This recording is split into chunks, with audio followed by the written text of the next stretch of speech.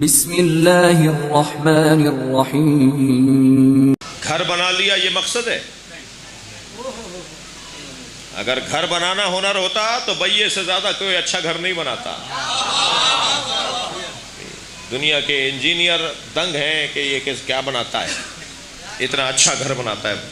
شہد کی مکھی کا جو گھر ہے وہ ہندسوں کے انجینئرنگ ہندسہ ہے نا، ہندسوں میں اس سے اچھا کسی جانور کا گھر نہیں ہے۔ انسانوں کے لیے وہ شاہکار ہے۔ تو گھر بنانا بہت اچھا گھر بنا لیا بھائی، ساری زندگی بڑا کمایا، بڑی محنت کی، صبح صبح جاتے تھے آفس، شام کو لوٹتے تھے، دستے میں دسیوں دفعہ لوٹے، دسیوں دفعہ پٹے، کیا کچھ نہیں ہوا اس 40 سالوں میں، اور پھر انہوں نے جوڑ جاڑ کے گھر بنا لیا۔ بھائی میں کامیاب ہو گیا، گھر بنا کے کامیاب ہو گئے، اچھے کھانے کھا لیے، یہ کامیاب ہو گئے، اچھی سواری لے لی، یہ کامیاب ہو گئے۔ یہ کامیابی کے معیارات نہیں ہیں۔ اگر یہ کامیابی کے معیارات ہوتے تو سکندر اعظم جس کی حکومت میں سورج ڈوبتا نہیں تھا، سکندر اعظم جس کی حکومت اتنی بڑی تھی کہ اس کی حکومت میں سورج ڈوبتا نہیں تھا، اتنی بڑی زمین، اتنی بڑی ملک تھے، اتنے ملک تھے کہ جہاں سورج ہمیشہ سورج اس کے ملک میں رہتا تھا، ہمیشہ سورج چمکتا رہتا تھا، یہاں ڈوبتا تھا تو ایک اور جگہ جہاں چمک رہا ہوتا تھا وہ بھی اسی کا ملک ہوتا تھا۔ میں جو کہہ رہا ہوں وہ بات روشن ہے۔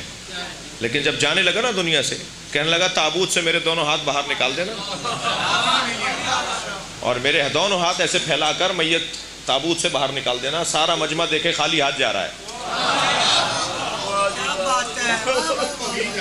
اتنا کچھ ہونے کے باوجود دنیا سے خالی ہاتھ، کوئی اپنے ساتھ زمین نہیں لے جاتا، کوئی اپنے ساتھ مکان نہیں لے جاتا۔ کل بھی میں نے گزارش کی تھی، خدا کے واسطے اپنے بچوں پہ نہیں چھوڑو اپنے کام، بعد میں بچے لڑیں گے تمہاری جائیدادوں پر، اپنے ہاتھ سے جو کرنا ہے کر دیا جائے، البتہ بچوں کے حقوق پامال نہ ہو جائیں، یہ بھی مطلب ہرگز نہیں ہے، مگر یہ مقصد زندگی نہیں ہے بھائی۔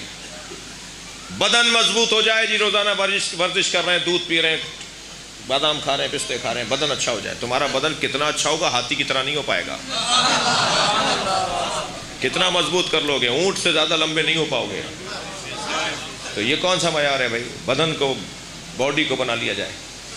مقصدیت کیا ہے؟ مقصدیت، اللہ نے پتھروں کو قربان کیا ہے پودوں پر، یہ پتھر کا مقصد حیات ہے۔ پودوں کو قربان کیا ہے حیوانوں پر، یہ پودوں کا مقصد حیات ہے۔ حیوانوں کو پیش کر دیا انسان کی خدمت میں، یہ حیوانوں کا مقصد زندگی ہے۔ انسان کہاں پیش ہوگا؟ اس سے بڑی تو مخلوق ہی کوئی نہیں ہے۔ یہ ساری مخلوقات ایک سے بڑھ کر دوسری والی مخلوق کی خدمت میں رہے، انسان کہاں پیش ہوگا؟ انسان کس کے لیے پیش ہوگا؟ انسان سے بڑا تو کوئی ہے ہی نہیں۔ جنوں کے لیے نہیں، فرشتوں کے لیے نہیں، کس کے لیے ہوگا؟ بس جب انسان اپنے مقصد کو پہچان لے، یہی اس کی قیمت ہے۔ اپنے مقصد دیکھیں، لاکھوں مکھی مچھر اللہ نے بغیر مقصد کے نہیں بنائے، تو مجھے اور آپ کو بھی مقصد کے تحت بنایا ہے۔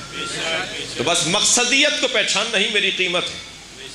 میں اپنے مقصد کو پہچانا، میرا مقصد کیا ہے، میرا زیادہ سے زیادہ مقصد بھی اور کم سے کم مقصد بھی مجھے پتا ہونا چاہیے۔ میں لفظ اور بہتر کروں، میری زیادہ سے زیادہ قیمت کیا ہے یہ بھی پتا ہونی چاہیے، اور کم سے کم میری قیمت کیا ہے یہ بھی پتا ہونی چاہیے۔ اب جب بات قیمت کی اور خرید و فروخت کی آ گئی، تو پھر انسان کسے بیچے، کس کے عوض بیچے، کہاں بیچے، اس کو سمجھنے کے لیے ہمیں ان تاجروں کے پاس جانا ہوگا جنہوں نے اپنی قیمت لگوائی، اور ایسی قیمت لگوائی کہ کسی بازار میں کھڑے ہو کر نہیں بکے، بستر پر لیٹ کر بکے۔ انہوں نے اپنا وجود بیچ ڈالا اور اس کے بدلے میں اللہ کی مرضیاں لے لی۔ جو بڑا کاروباری ہوتا ہے وہ چھوٹے کاروباریوں کے لیے رہنما ہوتا ہے۔ تاریخ عبدیت میں علی سے بڑا کوئی کاروباری نہیں ہے، علی مولا سے زیادہ بڑا کوئی تاجر نہیں ہے۔ تاریخ عبدیت میں علی سے اچھا سودا کسی نے نہیں کیا۔ تو جو سب سے بڑا تاجر ہوگا وہی بتائے گا کہ ہمارا سودا کیسے ہوگا۔ تو فرمایا اپنے آپ کو بیچنا ضرور مگر جنت سے کم نہ بیچنا.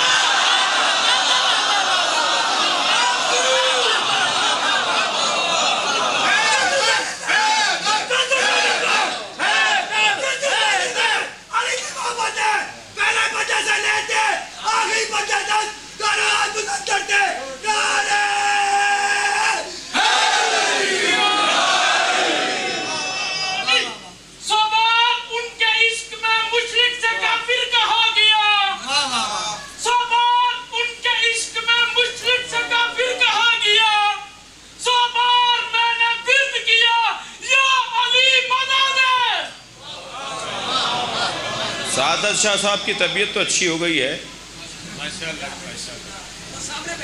مگر اب 5ویں مجلس ہے، ان کی طرف سے آواز نہیں آئی.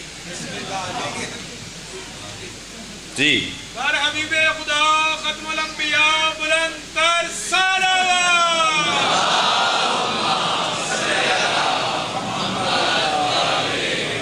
جی شاہ صاحب جی. نہیں نعرہ ہاں نہیں وہیں کھڑے.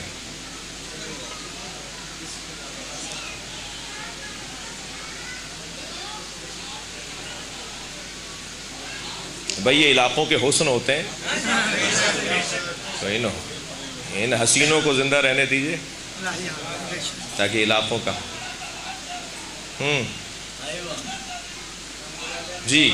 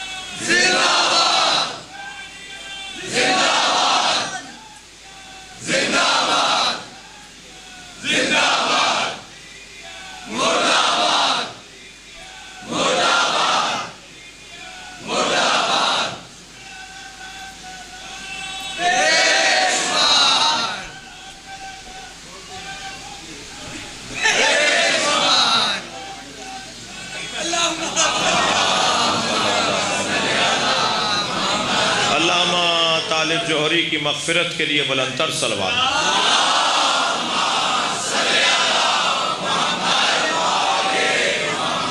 توجہ کر لی آپ نے.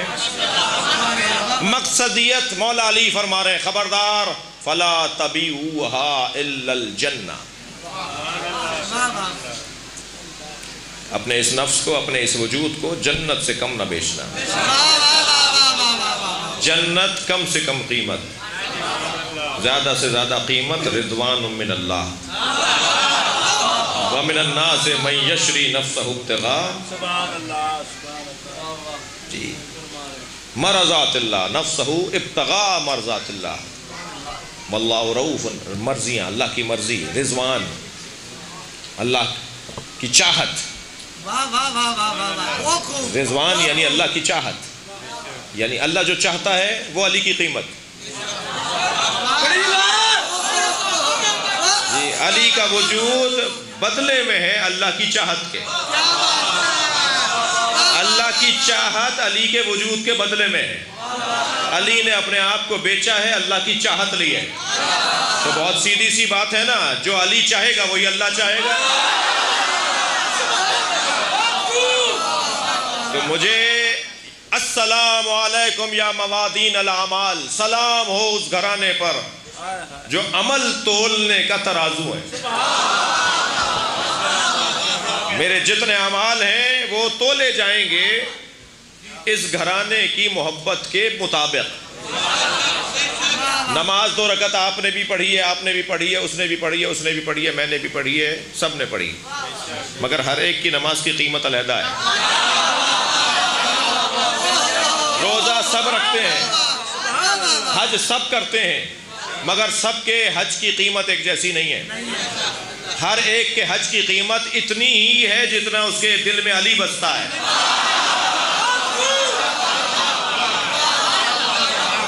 بے مقدار محبت اہل بیت. میری عبادتیں بے مقدار محبت اہل بیت. تو ممکن ہے اس وقت مجمع میں اگر مجلس کے اندر اگر فرض کریں 10,000 آدمی آئے ہوئے ہیں, 4,000 آدمی آئے ہوئے ہیں, 6,000 آدمی آئے ہوئے ہیں, ہزاروں کی تعداد ہے اس وقت مجلس میں. یہ جو ہزاروں کی تعداد میں لوگ آئے ہوئے ہیں تو ہر ایک کی قیمت نماز روزے کی علیحدہ ہے. بس جیسے جیسے میں اپنے دل میں علی کی محبت چاہت بڑھاتا رہوں گا میری نماز کی قیمت بڑھتی چلے گی, میرے روزے کی قیمت, میرے حج کی قیمت بڑھتی چلی جائے گی. تو ہو سکتا ہے کہ کوئی 70 نقطیں پڑھے اور اسے کچھ بھی نہ ملے, اور کوئی علی کی محبت میں 2 رکعت پڑھے.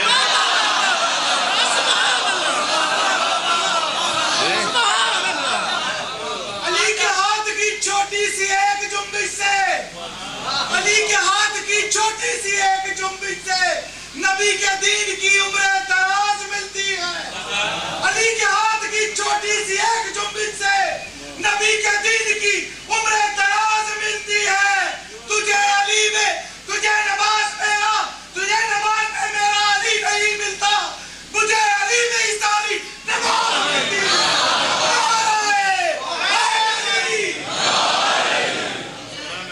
توجہ ہے, بہت صحیح کہا ہے انہوں نے. بغیر حب علی تم خود حرام ہو.